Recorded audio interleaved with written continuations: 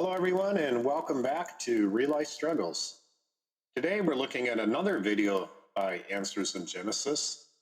This one is about the Big Bang, which they do not believe in, and their evidence for why they think it's a myth.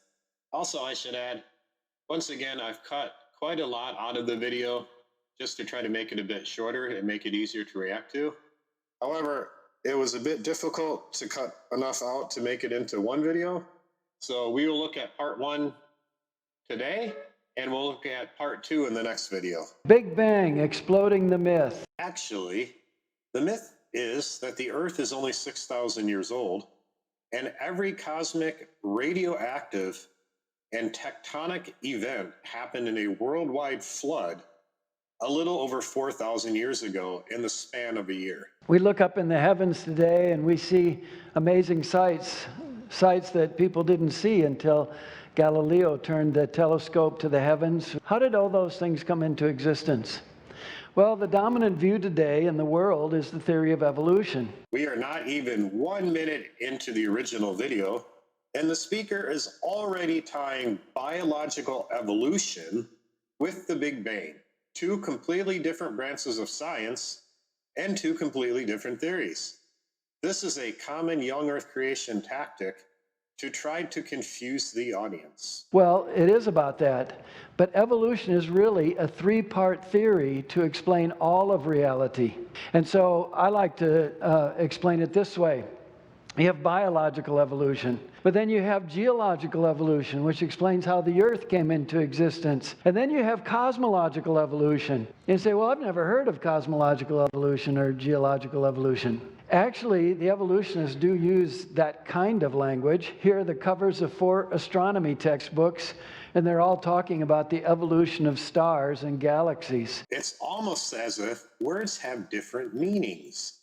For example, you can read a book and you can read a face. But the way that they're thinking and talking, it's like saying that when you read a face, the face has words printed on it. And you might say, well, now, wait a minute. I thought evolution was about Darwin and how we got plants and animals. So the whole story is evolution. And that story about origins is based on a worldview that controls science today. It is the worldview that philosophers call naturalism, but it's also known by the name atheism. Another way that young Earth creation tries to confuse the audience, because not everyone who believes the Earth came about by a natural process is an atheist. Many people, including Christians and people of other religions, also do. The ancient Near Eastern people that wrote the Bible did not separate natural and supernatural, and I do not either. Even if something could be explained with a natural process, to them and to me, a deity was still behind it. And there are 2 assumptions controlling science today. The first assumption is that nature or matter is all that exists. Now, not every scientist believes that. There are scientists who believe in God. But most scientists do their scientific work as if that's true. So they might believe in God on Sunday or Saturday, whenever they're going to their religious services. But when they do their science, they do it as if nature is all that exists. Many Christian scientists believe in God 7 days a week. Hugh Ross is a good example. He believes in God, and he believes God was behind the Big Bang. And the second assumption controlling science today is that everything can and indeed must be explained by 3 things: time and chance and the laws of nature working on matter. I can probably count on one hand the times that I agree with Answers in Genesis. It's not often, but in this case, I do. There is definitely more than time and chance to the origin and development of the universe. Well, because of those assumptions, the dominant view today regarding cosmic origins is the Big Bang theory. This is the dominant and most likely to be correct theory. And when the theory was, originally proposed in the early 20th century, they talked about this really, really compact bit of matter, energy, space, which some affectionately called the cosmic egg, that developed some kind of instability, and it started to expand, and space expanded with it. That was the Big Bang. Good job, Answers in Genesis, getting at least something correct. Today, they don't talk about the cosmic egg because, of course, that raised an important question. Well, where did the cosmic egg come from?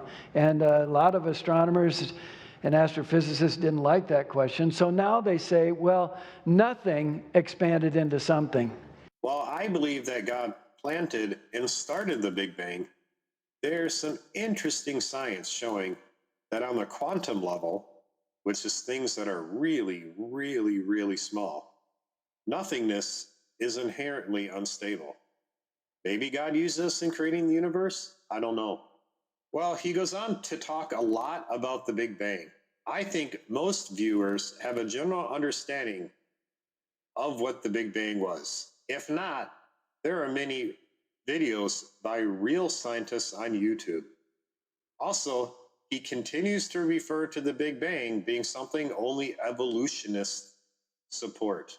But not all scientists accept those assumptions. There are scientists who have a biblical worldview, not a naturalistic, atheistic worldview. Well, the problem with this, and what people like this guy talking don't seem to understand, is that you can have a biblical worldview while also believing God created with mostly natural processes.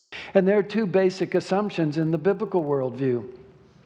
The first is that the eternal, good, all-knowing, all-powerful, holy God exists, and he created everything else. Well, you can believe that without believing the young earth creationist viewpoint. I believe that, and I believe in the Big Bang, like many others. And the second assumption flows out of this one because this God is not silent. He's a speaking God, and he has spoken through one book, the Bible.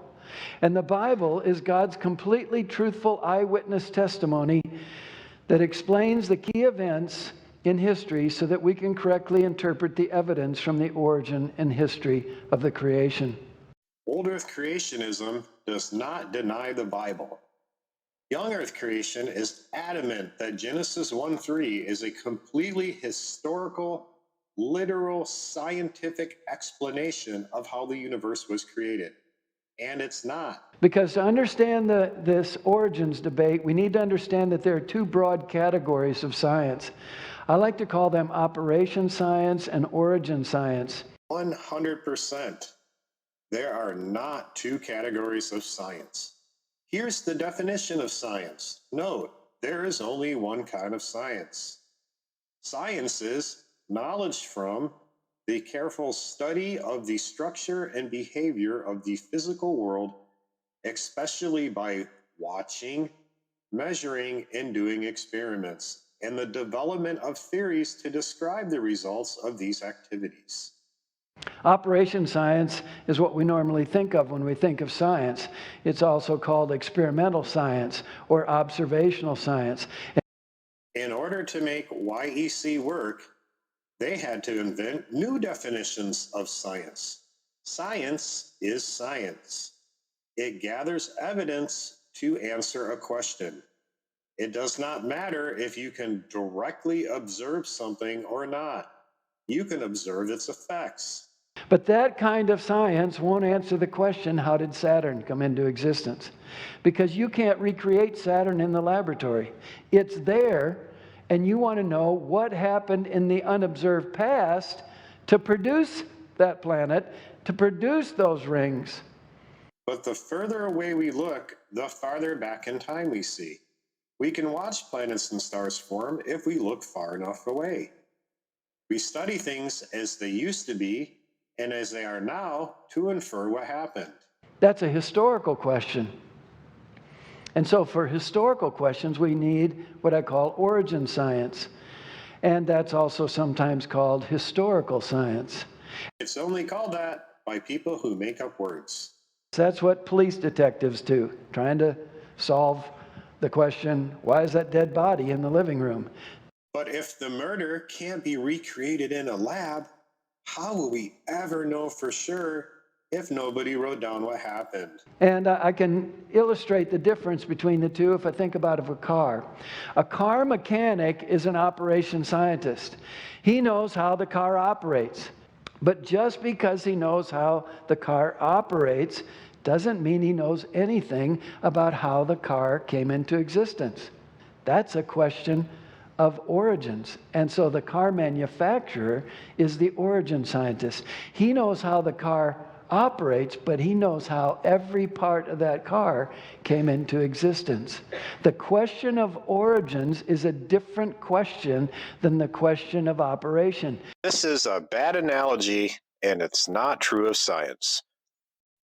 Astronomers and astrophysicists know how the universe works, and they use that knowledge to determine where things in the universe came from. We know how things operate, but the question is, what do people know about origins? So the question of operation is one thing, the question of origins is a different question. And we need to understand that all of the scientists, whether they're creationists or evolutionists, they have the same things to study. They have the same stars, the same galaxies, the same planets, the same stardust, the same starlight. Guess what? I'm going to tell you a secret. When you stop distrusting science and thinking it's run by a secret shadow government, you can learn a lot about the origins of the universe. If they start with naturalistic assumptions, they come up with a Big Bang and billions of years for the formation, the origin of these things. Those who start with biblical assumptions look at the very same objects and they see all kinds of evidence confirming that the universe is designed and young. Designed? Yes. Young? No. There is zero evidence for that. Also, with science, you shouldn't have a preconceived notion of what answer is correct until you gather evidence.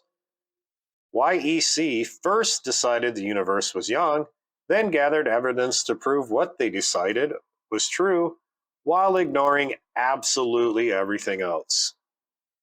So we want to look at this, and I want to begin by looking at what the evolutionists know about origins, and then we'll look at what the Bible says about origins. Most every scientist in the world thinks the universe is 13.5 billion years old. Only a select few have decided that it's 6,000 years old. No scientist has concluded the Earth and universe is young without first deciding the Bible says it. And to keep this simple, we're going to start with our nearest neighbor, the moon, and go farther and farther out into space. So let's consider the origin of the moon. And the evolutionists have proposed several theories for the origin of the moon. Answers in Genesis and other YEC groups like to confuse people by combining multiple theories into one. Evolution is about the progression of biological life. Cosmology is about the origin and development of the universe. This entire video, he calls everyone an evolutionist, no matter what theory he's talking about. If I had started a counter at the beginning, it would be broken by now. The sister theory is that as there were rings around the sun, two centers of gravity developed in what is now the orbit of the Earth.